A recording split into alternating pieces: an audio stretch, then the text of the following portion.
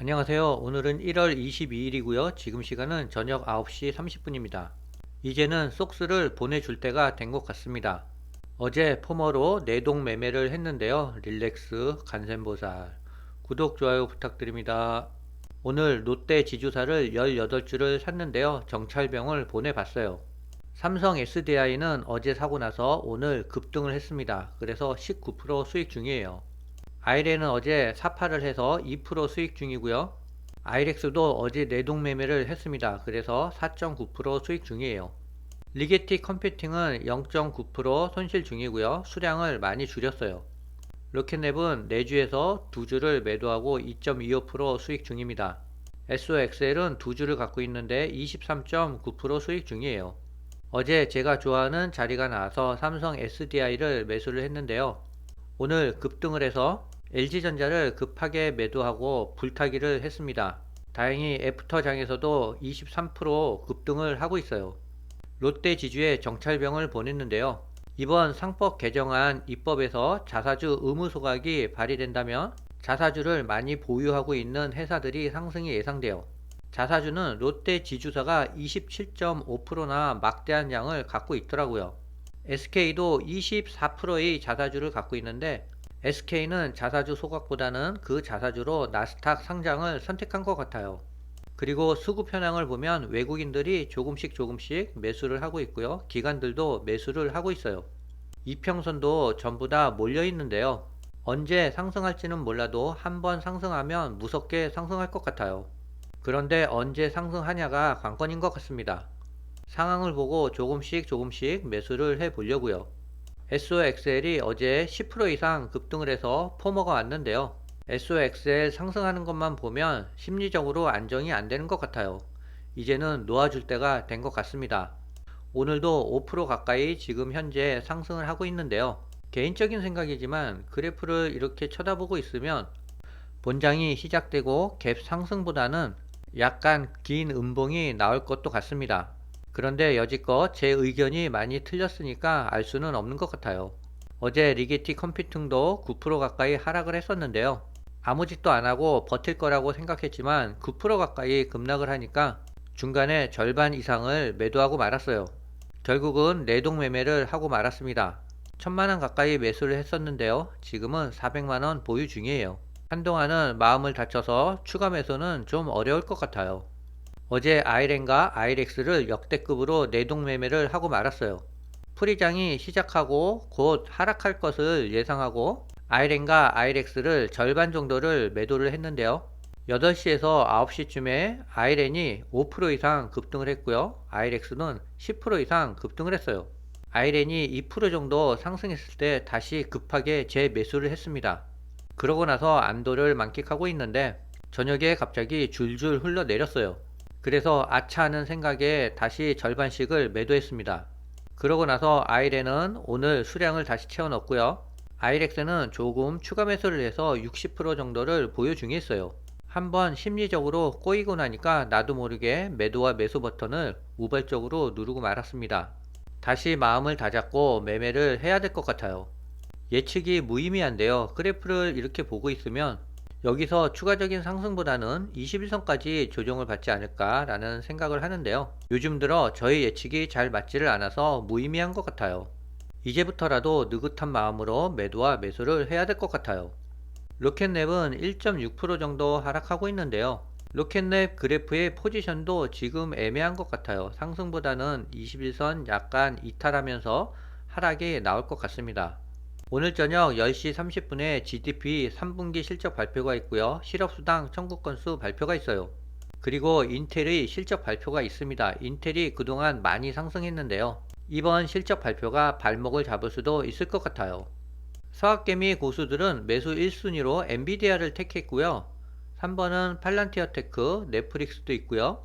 TQQQ가 8이고요. 9위가 마이크로소프트, 10위가 엔비디아 2배, 11위에 서클도 있고요. 13위에 유스케일 파워도 있습니다. 증시의 변동성을 의식해서인지 1위부터 5위까지는 레버리지 상품이 없는 것 같아요. 그리고 순매도 1위는 피그마와 2위는 채권인 TLT, 3위는 브로드컴, 4위는 아이온큐, 6위에 노보노디스크도 보이고요. 9위에 테슬라, 12위는 TSMC, 13위는 오라클인데요. 항상 SOXL이 어디건 끼어 있었는데 이번에는 SOXL이 어디도 안 보이는 것 같아요. 요 근래 현대차가 70%나 급등을 했는데요. 현대차를 놓친 고수들은 우선주로 눈을 돌렸대요. 1위는 현대차 우선주고요. 2위는 코리아 서키티, 3위는 포스코 홀딩스, 4위가 현대차 우선주, 5위가 현대건설, 7위에 두산 에너빌리티도 있고요. 9위에 이수페타시스, 11위에 하나비전, 14위에 리가캠 바이오도 있습니다. 매수 순위를 보면 이수페타시스를 제외하고는 반도체 관련 주식이 하나도 없는 것 같아요. 매도 1위는 알테오젠인데요. 최근에 알테오젠이 많이 하락했어요. 3위는 삼성전자도 보입니다. 6위에는 SK하이닉스도 보이고요. 8위는 현대차가 보여요.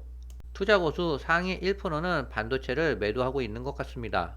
엔비디아와 AMD 등 주요 그래픽 장치 제조사가 인공지능 데이터 센터 수요 급증에 따른 메모리 공급 부족으로 보드 파트너사의 가격 인상을 통보했대요. 세계 2위 랜드프레시 메모리 제조회사인 일본 키옥시아는 2026년 생산 물량이 전량 매진됐다라고 밝혔고요. 글로벌 메모리 공급난이 장기할 것으로 우려가 커지고 있대요. 메모리 비용이 GPU 제조 원가의 80%에 달하는 상황에서 보드 파트너들이 가격 인상분을 감내하기 어려워 실제 판매가 인상은 불가피할 것으로 전망하고 있어요. 양사는 건장 소비자 가격 유지 방침을 밝혔지만 최종 소비자 가격 상승 압박은 피하기 어려울 것으로 보인대요. 2027년까지 공급 부족이 지속될 것으로 전망하고 있어요. 장기 고객에도 연 30%나 가격 인상을 했답니다. 단가 인상이 되면 당분간 제조사는 마진이 늘어나서 좋을 것 같지만 시간이 지나면 소비자들에게 가격이 전가돼서 수요는 줄어들 거예요. 하지만 반도체 대사이클이 맞는 것 같습니다. 미국에서 첨단 인공지능용 반도체를 중국 등 우려 국가에 수출할 때 의회가 제동을 걸 수 있도록 하는 AI 감시 법안이 소관 상임위원회를 통과했대요. 의회의 감독 권한을 강화하는 이 법안은 지난달 트럼프 대통령이 엔비디아 AI 칩 H200을 중국 수출을 허용한다라고 밝힌 이후 브라이언 하원 외교의장이 발의했대요. 성능이 특정 기준을 웃도는 AI 반도체를 중국, 쿠바, 이란, 북한, 러시아, 베네수엘라에 수출하면 건별로 상무부 허가를 받도록 했답니다. 상무부가 수출을 승인하기 최소 30일 전 소관의회 상임위에 관련 정보를 제출하도록 했으며 의회가 정보를 검토한 뒤 수출을 금지하는 합동 결의안을 채택할 경우 상무부가 수출을 승인하지 못하도록 했다라고 해요. 앞으로는 중국에 AI 반도체를 수출하려면 절차가 더 까다로워진 것 같습니다. 트럼프 대통령이 어제 다보스 포럼에서 연설문도 없이 2시간 동안 쉬지 않고 연설을 했는데요. 고령의 나이에도 불구하고 대단한 것 같습니다. 연설문을 다 적어와도 발표하기 힘든데 머릿속에 있는 것만 가지고 2시간 동안 연설을 줄줄 토해냈어요. 지루할 정도까지 막힘없는 연설은 길었어요. 결국 트럼프 대통령이 유럽에 대한 관세 철회 발표에 따라 증시는 다시 한번 말아 올렸어요. 저는 트럼프 대통령의 다보스 연설에 대한 피해자인 것 같아요. 그만큼 시장의 변동성이 커서 주식하기 어려운 것 같습니다. 이번에는 트럼프 대통령이 제롬 파월 의장을 압박하고 있는데요. 트럼프 대통령은 파월 의장이 임기 종료 이후에도 연준 이사로 남을 경우 즐겁게 지내지는 못할 것이라며 파월 의장에 대한 압박 수위를 높였어요. 트럼프 대통령은 어떻게 될지는 두고 봐야 한다면서도 파월 의장이 의장 임기가 끝난 뒤인 2028년까지 연준 이사로 재직할 가능성에 대한 질문은 그런 일이 벌어진다면 그의 삶은 그다지 전혀 행복하지 않을 것이라고 본다라고 말했대요. 1월 28일 FOMC 회의에서 연준 의장 발표가 주목이 됩니다. 아마도 강경한 매파 발언이 나오지 않을까 우려가 돼요. 로이터 통신은 1분기에 연준이 금리를 동결할 것으로 예상하고 있고요. 파월 임기 종료 시까지 그 동결은 유지될 것이라고 내다보고 있어요. 그동안 파월 의장은 어떻게 보면 조용히 지냈는데요. 트럼프의 소송 문제로 인해 이번에는 매파적으로 나올 것 같아요. 트럼프와 파월 의장의 보이지 않는 심리적 대립 관계가 나타날 것 같아요.